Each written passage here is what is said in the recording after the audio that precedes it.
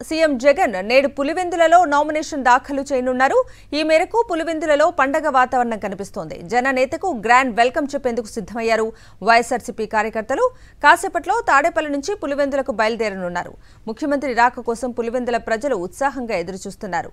సిద్ధం సభలతో జన సునామీ సృష్టించిన సీఎం జగన్ మేమంతా సిద్ధం బస్సు యాత్రతో ప్రజలతో మమేకమయ్యారు. వైఎస్ఆర్సీపీ కార్యకర్తల్లో సమరోత్సాహం కలిగించారు వైఎస్ జగన్. నేడు నామినేషన్ వేసేందుకు పుట్టినగడ్డ పులివెందుల వెళ్తున్నారు సీఎం జగన్. రామోజీరావు ఎప్పటికైనా ఇవాళ పులివెందులలో సీఎం పర్యటనకు సంబంధించి పూర్తి అప్డేట్స్ ని మా ప్రతినిధి రవీందర్ లైవ్ లో మరిన్ని డీటెయిల్స్ అందిస్తారు. రవీందర్.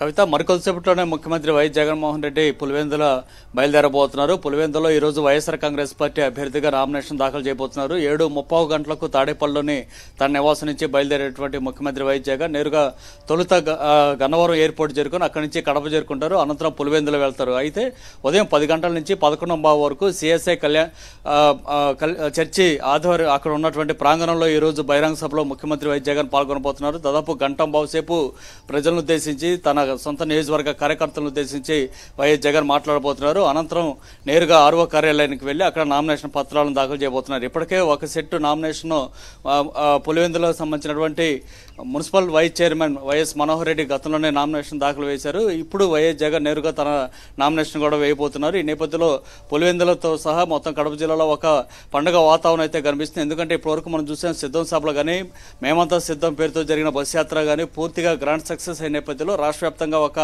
జోష్ అయితే కనిపిస్తుంది. ఈ నేపథ్యంలో నేరుగా సొంత గడ్డకు వైఎస్ జగన్ చేరుకోబోతున్న నేపథ్యంలో పులివెందుల ప్రజలందరూ కూడా జగన్ రాక కోసం ఎదురు చూస్తున్నారు. ఎందుకంటే విజయవాడలో జరిగిన హత్యాయత్నం తర్వాత సురక్షితంగా బయటపడినటువంటి తమ బిడ్డ ఏ విధంగా ఉన్నాడో చూసుకునేందుకు పులివెందుల ప్రజలంతా కూడా పెద్ద ఎత్తున తరలి వచ్చే అవకాశం అయితే కనిపిస్తుంది. అయితే ఇప్పటికే పోలీసులు కొన్ని ఆంక్షలు కూడా పెట్టి ఎక్కువ మంది జన సమీకరణ లేకుండా చేసే ప్రయత్నం చేశారు. అయితే సిఎస్ఐ కళ్యాణ మండపంలో మాత్రం తమ పార్టీకి సంబంధించినటువంటి తమ నియోజకవర్గానికి సంబంధించినటువంటి కార్యకర్తలతో సమావేశం అయితే జరగబోతుంది. అనంతరం ఆర్ఓ కార్యాలయానికి వెళ్లి నామినేషన్ వేయబోతున్నారు. ఇప్పుడు 3వ నామినేషన్ గా మనం చెప్పుకోవచ్చు. అంటే 2009లో రాజకీయ ప్రవేశం చేసిన తర్వాత వైఎస్ జగన్ మొదట కడప ఎంపీగా పోటీ చేసి గెలుపొందారు. ఆ తర్వాత బై ఎలక్షన్ లో కూడా ఎంపీగా పోటీ చేసి గెలుపొందారు. ఆ తర్వాత 2014లో పులివెందుల నుంచి వైఎస్ఆర్ కాంగ్రెస్ పార్టీ అభ్యర్థిగా నామినేషన్ వేసి ఎమ్మెల్యేగా గెలుపొందారు. 2019లో కూడా నామినేషన్ వేసి గెలుపొందిన తర్వాత ముఖ్యమంత్రి అయ్యారు. ఇప్పుడు 2024లో మరోసారి పులివెందుల ఎమ్మెల్యే అభ్యర్థిగా నామినేషన్ దాఖలు చేయబోతున్నారు. మొత్తంగా 3వసారి ఎమ్మెల్యే అభ్యర్థిగా పులివెందుల నుంచి